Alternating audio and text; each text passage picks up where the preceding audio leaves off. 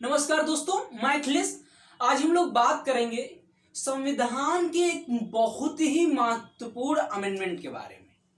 आज का अमेंडमेंट क्या है? 42वां संविधान संशोधन 1976 यानी 42 अमेंडमेंट ऑफ इंडियन कॉन्स्टिट्यूशन 1976, जो किसके समय हुआ? इंदिरा गांधी के समय। 1975 से लेकर के 1977 के दौरान देश में क्या होता है? राष्ट्रीय आपातकाल लागू होता है। आप सभी को पता है। पिछले 2 से 3 दिनों में 38, 39 और 40 अमेंडमेंट जो पढ़ाया, उसमें बताया कि इंदिरा गांधी ने किस तरीके से कानून को अस्त व्यस्त किया। इसे इंदिरा का कॉन्स्टिट्यूशन क्यों कहा जाने लगा, यानी इंदिरा का संविधान क्यों कहा जाने लगा। इन सब के बारे में हमने चर्चा की है।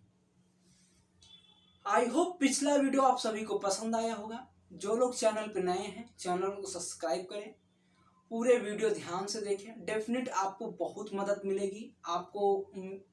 मैं आशा करता हूं आप सभी से कि आप सभी को ये अमेंडमेंट की सीरीज पसंद आ रही होगी। मैं गारंटी के साथ कह रहा हूं, जितने विस्तार में मैं अमेंडमेंट पढ़ा रहा हूं, आप पूरी यूट्यूब की हिस्ट्री में देख लीजिएगा। पहली बात तो इतने अमेंडमेंट पढ़ाए नहीं होंगे। अगर पढ़ाए भी होंगे तो इतने विस्तार से नहीं पढ़ाएंगे, गारंटी के साथ कह रहे हैं। बाकी आपकी मर्जी है, आप वन लाइनर तैयार कर रहे हैं या कोई चीज को अच्छी तरीके से जान रहे हैं। मेरी एक ही सोच रहती है हरदम कि आप जो भी पढ़ें अच्छी तरीके से पढ़ें, कि कभी कंफ्यूजन ना रहे। मैं भी चाहता तो आपको जितने भी अमेंडमेंट हुए हैं एक सीरीज में बता के पढ़ा देता कि 2 घंटे में पूरे अमेंडमेंट कंप्लीट।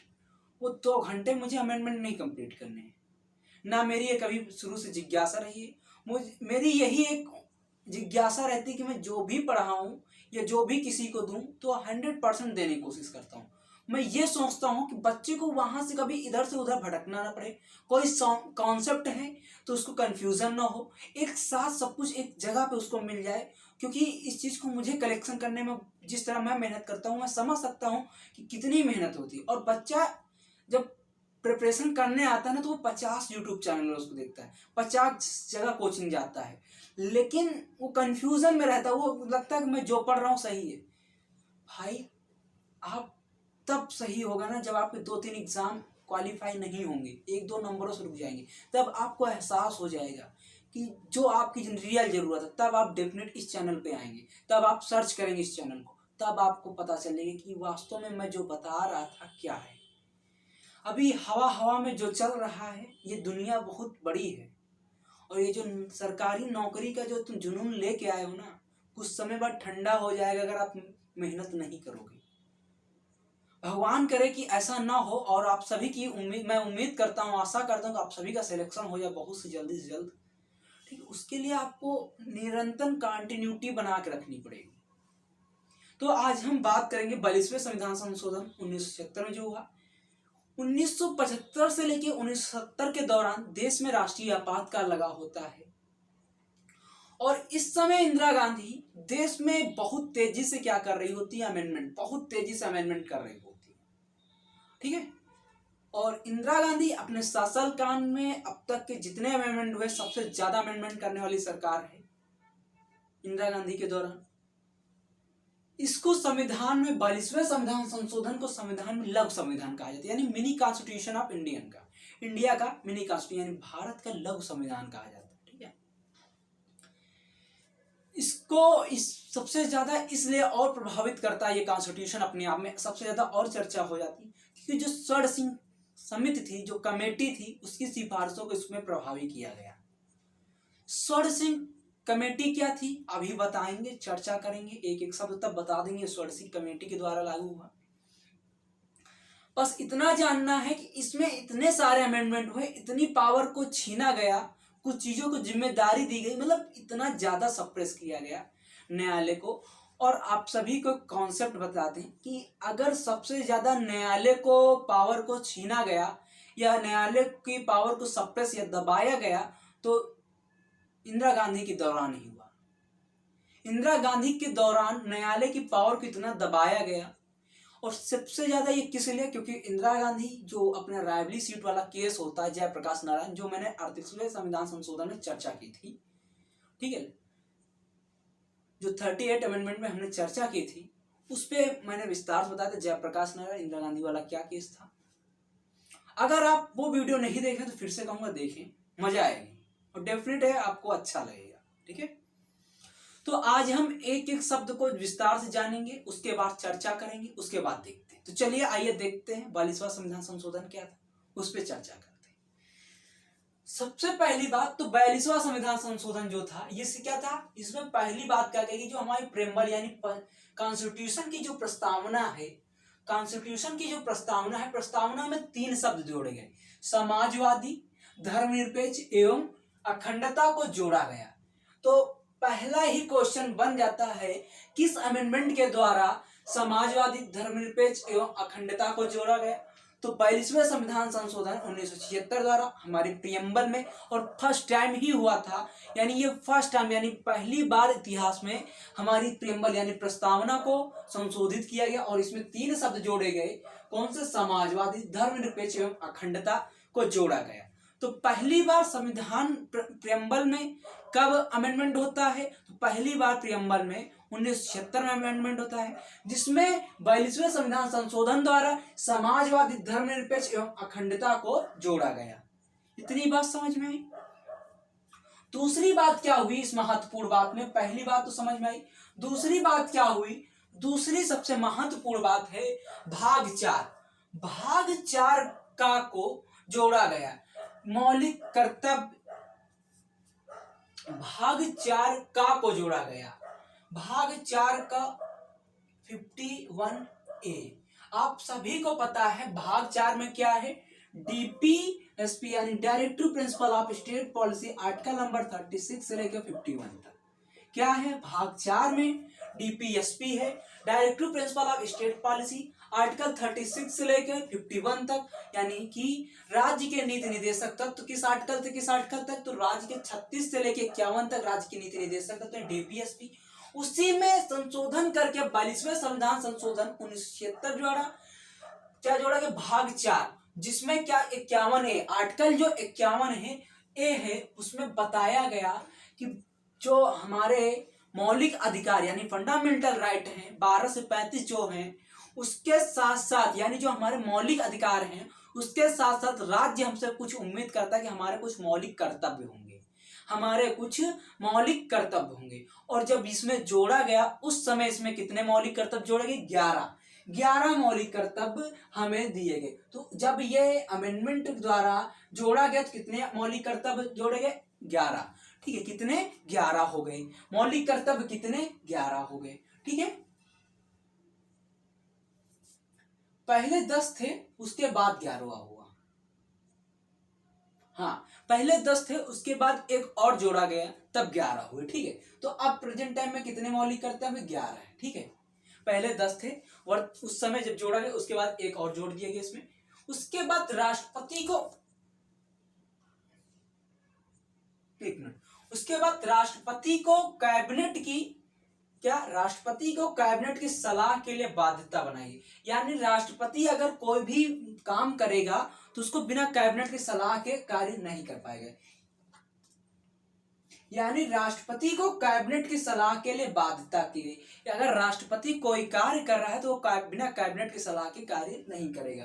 तो इस अमेंडमेंट द्वारा, किस अमेंडमेंट द्वारा राष्ट्रपति को कैबिनेट की सलाह के लिए बाध्य किया गया? तो 42 अमेंडमेंट ऑफ 1976 में जो हुआ उसमें किया गया। ठीक है, उसके बाद जो चौथा काम किया हुआ भाग 14 में, यानी कि जो भाग 14 है इसमें क्या है? आर्टिकल 323 का और 323 खा, आर्टिकल 323 का और 323 खा में क्या है? पहली बात तो जानो भाग 14 क्या है? भाग 14 में अधिकरण, अधिकरण का मतलब ट्रिब्यूनल, अधिकरण मतलब ट्रिब्यूनल। ठीक है, भाग 14 का प्रशासनिक अधिकरण एवं अन्य मामलों में अधिकरण की व्यवस्था, यानी भाग 14 का में क्या बताया गया? जो किस आर्टिकल में? 323 है ये भाई, 323 है। ठीक है, 323 का 323 खा है।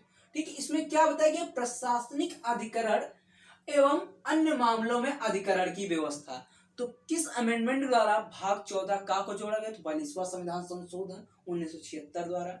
एक चीज बता दें आपको, अगर आपको कोई अमेंडमेंट का संशोधित कार्य है, अगर आपको कोई अमेंडमेंट से, ठीक है, अमेंडमेंट है और ऑप्शन दिया है 3-4, जिसमें एक 42वां संविधान संशोधन है, और आपको उसमें निश्चित नहीं पता है कि डेफिनेट यही होगा, तो अगर आपको तुक्का ही मारना है तो तुक्का 42वें ही मार के आना, क्योंकि कुछ ऐसी चीजें हैं, मोस्टली तो मैं नहीं कर सकता कि मतलब मैं नहीं कह सकता कि नहीं 100% 42वां ही सही है, हाँ, लेकिन 60% चांस क्या होंगे उस तुक्के के दौरान आपके 42वां संविधान संशोधन सही होने के।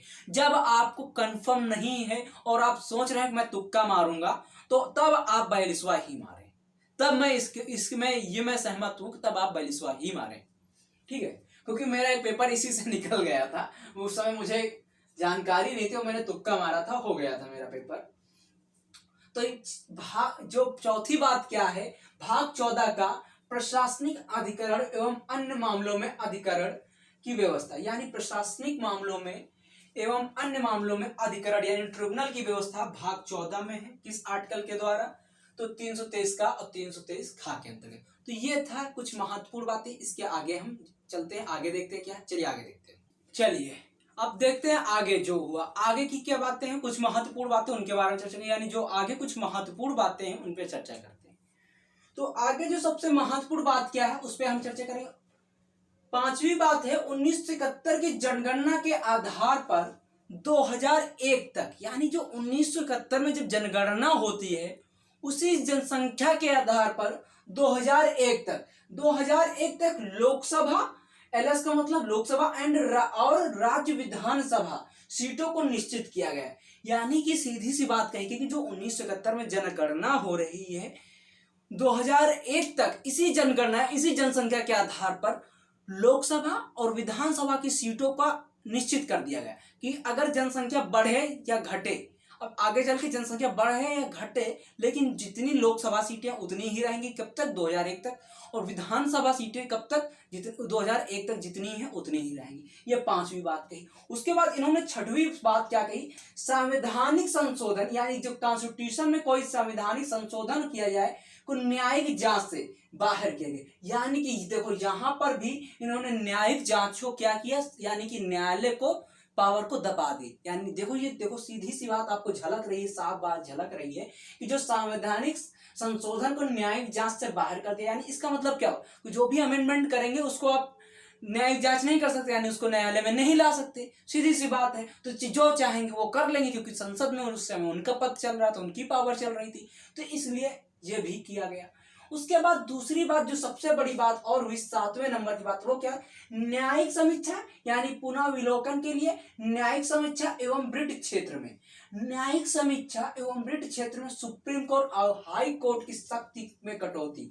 तो ये वाली बात और ये वाली बात देखो, दोनों में क्या न्यायालय की पावर को दबाया गया, सप्रेस किया गया ना। तो पहली वाली बात में क्या, जो संवैधानिक संशोधन करेंगे न्यायिक जांच से बाहर हो जाएगा, यानी आप उस पर न्यायालय कोई जांच नहीं कर सकता। और दूसरी बात क्या बताई जा रही, न्यायिक समीक्षा एवं वृत्त क्षेत्र में सुप्रीम कोर्ट हाई कोर्ट, यानी सुप्रीम कोर्ट और हाई कोर्ट की शक्ति में कटौती, यानी इनके पावर को कम कर दिया जा रहा है, इनके पावर को दबाया जा रहा है, ठीक है। उसके बाद 8वीं बात क्या है, लोकसभा और विधानसभा, एलएस का मतलब लोकसभा, वीएस का मतलब विधानसभा के कार्यकाल में 5 से 6 वर्ष कर दिया। यानी पहले जो कार्यकाल 5 वर्ष था उसको बढ़ा कब कर दिया, 6। तो किस अमेंडमेंट द्वारा लोकसभा और विधानसभा के कार्यकाल को 6 वर्ष कर दिया गया, तो 42वें संविधान संशोधन 1976 द्वारा, 42वें संविधान संशोधन 1976 द्वारा लोकसभा और विधानसभा के कार्यकाल को 5 से 6 वर्ष कर दिया गया। उसके बाद 9वीं बात सबसे महत्वपूर्ण क्या हुई, भारत के किसी एक भाग में राष्ट्रीय आपदा घोषणा, भारत के किसी एक भाग में, यानी भारत के कोई एक भाग हो सकता है उसमें क्या, राष्ट्रीय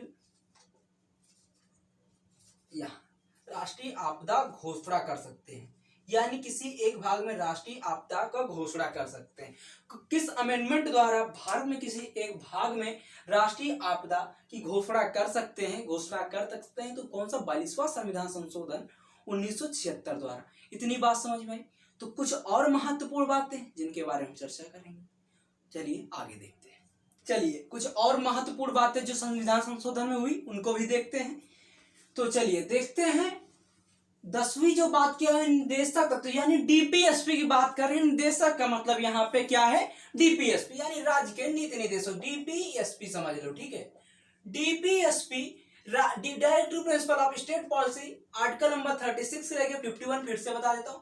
निदेशक तत्वों के कार्यान्वयन हेतु यानी जो निदेशक तत्व हैं उनको कार्यान्वयन हेतु बनाई गई विधियों के लिए जो निदेशक तत्व है डीपीएसपी है उनके लिए बनाई गई विधियों के लिए न्यायालय द्वारा इस आधार पर अवैध घोषित नहीं किया जाता, मतलब न्यायालय इसलिए अवैध नहीं घोषित किया जा सकता कि यह हमारे मूल अधिकारों का उल्लंघन है या किसी इंडिविजुअल के मूल अधिकारों का उल्लंघन। अगर राज्य के नीति निर्देशक तत्वों के द्वारा कुछ ऐसी कानून या कोई ऐसी विधि बनाई गई है जो मूल अधिकारों का उल्लंघन कर रही है तो उसको न्यायालय इसलिए नहीं अवैध घोषित कर सकता कि मूल अधिकारों को उल्लंघन करे। यानी यहाँ पे जो हमारे मूल अधिकार है उसको थोड़ा कंपेयर किसकी, डीपीएसपी कंपेयर में थोड़ा कम बताया गया। यानी कि हमारे मूल अधिकारों को कुछ समय के लिए दबाया जा सकता है अगर कोई डीपीएसपी अगर राजनीति निदेशक तत्वों के लिए कुछ कानून बनाए जा रहे हैं, ठीक है। ये बात बताई गई, सीधी सी बात है। अगर डीपीएसपी में कोई ऐसा कानून बनाया जा रहा है जो हमारे मौलिक अधिकारों का उल्लंघन कर रहा है तो उस पर आप न्यायालय अवैध घोषित नहीं कर सकता,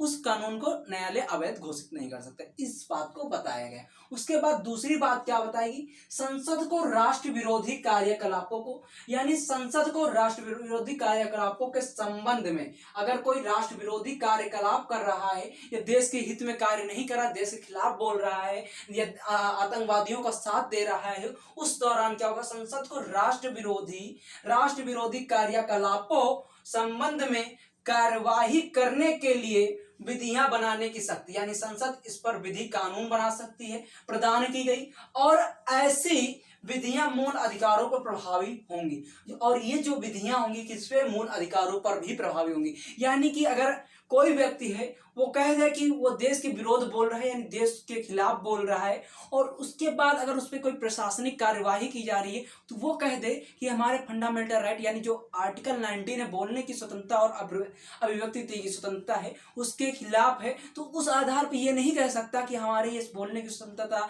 या हमारे जीने की स्वतंत्रता छीनी जा रही, क्योंकि आप देश के खिलाफ कार्य कर रहे हो यानी राष्ट्र के खिलाफ कार्य कर रहे हो। और कोई भी चीज है अगर राष्ट्र के खिलाफ है तो आप उस देश के नागरिक हो ही नहीं सकते अगर आप राष्ट्र के खिलाफ बोल रहे हो। अगर बोल रहे हो तो उसके लिए आपको दंडवत कार्यवाही की जाएगी, आपके ऊपर क्लेम किया जाएगा, आपके ऊपर कानूनी कार्यवाही की जाएगी। वही चीज बताई गई कि संसद को राष्ट्र विरोधी कार्यकलापों के संबंध में कार्यवाही करने के लिए विधियां यानी कानून बनाने की शक्ति प्रदान की गई है।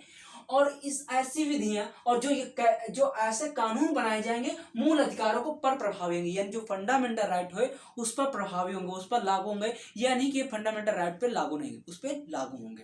फंडामेंटल राइट 12 से 35, ठीक है, भाग 3।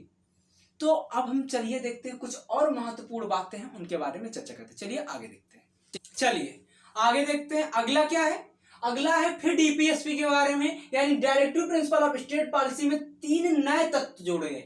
कौन कौन से 3 नए तत्व जोड़े, किस आर्टिकल में जोड़े गए उनके बारे में देखते हैं। तो देखो 3 नए तत्व जोड़े गए। पहला क्या जोड़ा गया, सामान्य न्याय और निःशुल्क विधिक सहायता, यानी कि जो आप एफआईआर करते हो उसके लिए कोई फीस पेमेंट नहीं करना पड़ता और आपको सामान्य यानी कि अगर कोई कोर्ट में केस है तो आपको सरकारी वकील मिल जाता है। उन सब के लिए सामान्य यानी आप चाहे गरीब हो या अमीर हो किसी भी तरीके से आप हो आपको समान न्याय मिलेगा यानी देश में आपको समान न्याय मिलेगा और निःशुल्क विधिक सहायता प्राप्त की जाएगी। ये आर्टिकल कौन सा, ये आर्टिकल नंबर जो है 39A यानी समान न्याय और निःशुल्क विधिक सहायता किस आर्टिकल में, 39A में। उसके बाद क्या, उद्योग, जो दूसरी बात जोड़ी गई है उद्योगों के प्रबंधन में यानी जो उद्योग होंगे उद्योगों के प्रबंधन में कर्मकारों का भाग लेना यानी जो उद्योगों का प्रबंधन है उसमें कर्मकारों का भाग लेना, ये दूसरी बात है। और ये आर्टिकल नंबर 43 का ये 39 है, इसको भी हम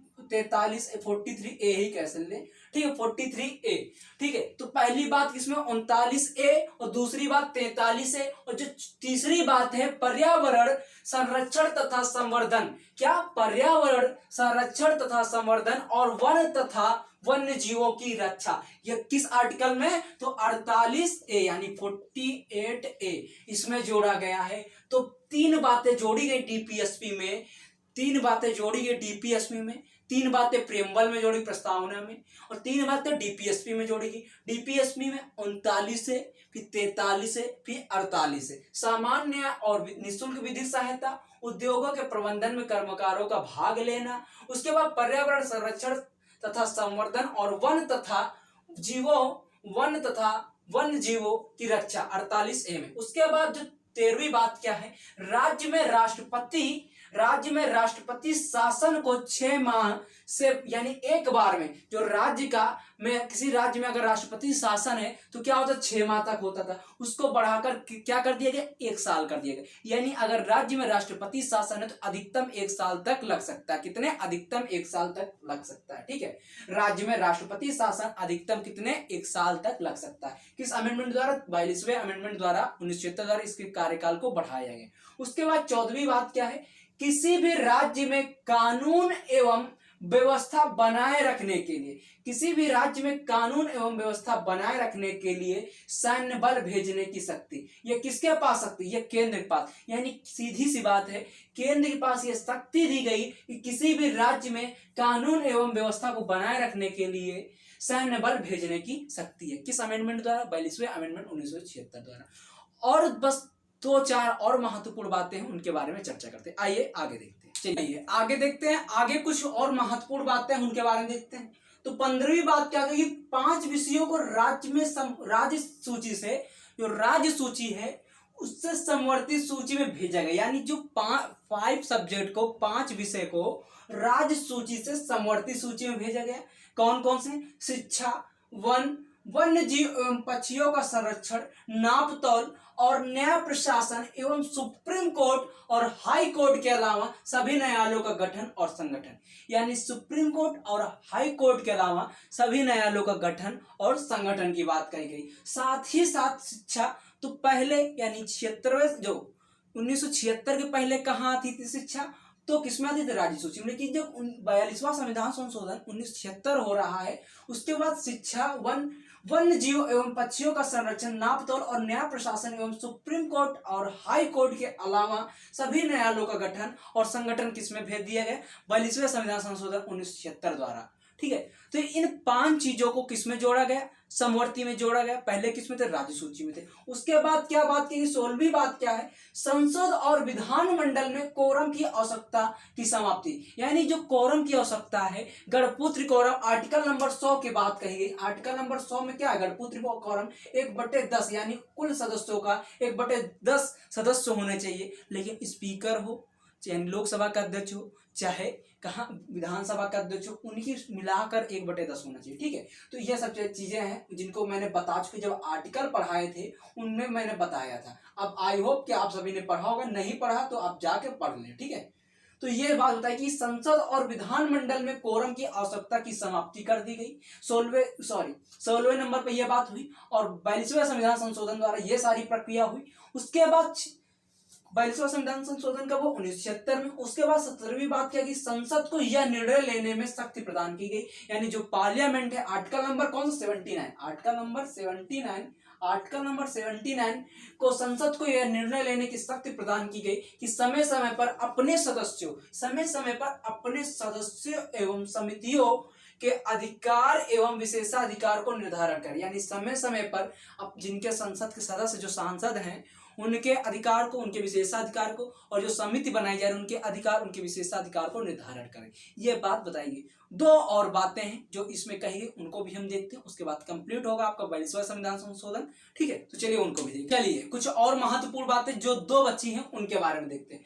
तो दूसरी बात क्या बताई गई इसमें? 18वीं बात क्या? अखिल भारतीय विधिक सेवा, जो अखिल भारतीय विधिक सेवा के निर्माण की व्यवस्था। यानी अखिल भारतीय विधिक सेवा निर्माण की व्यवस्था किस अमेंडमेंट द्वारा हुई? 42वें संविधान संशोधन 1976 द्वारा हुई। ठीक है,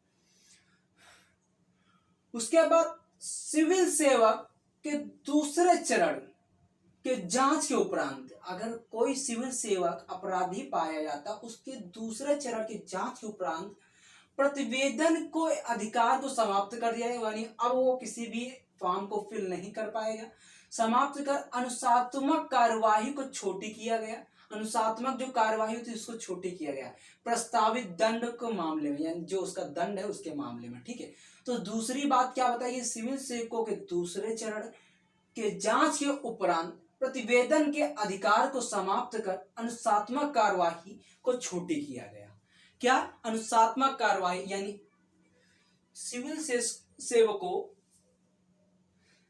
सिविल सेवकों के दूसरे चरण के जांच के उपरांत प्रतिवेदन के अधिकार को समाप्त कर अनुशासनात्मक कार्यवाही को छोटी किया गया। प्रस्तावित यानी जो प्रस्तावित दंड के मामले में, ठीक है, प्रस्तावित दंड के मामले में आई होप ये जो 22वां संविधान संशोधन है एक एक के विषय में मैंने चर्चा की और आपको पसंद भी आया होगा। अगर प्लीज अच्छा लग रहा है तो लाइक करो, शेयर करो, सब्सक्राइब करो। जय हिंद दोस्तों, बाय, गुड नाइट, पढ़ते रहे, मुस्कुराते रहे। जय हिंद दोस्तों।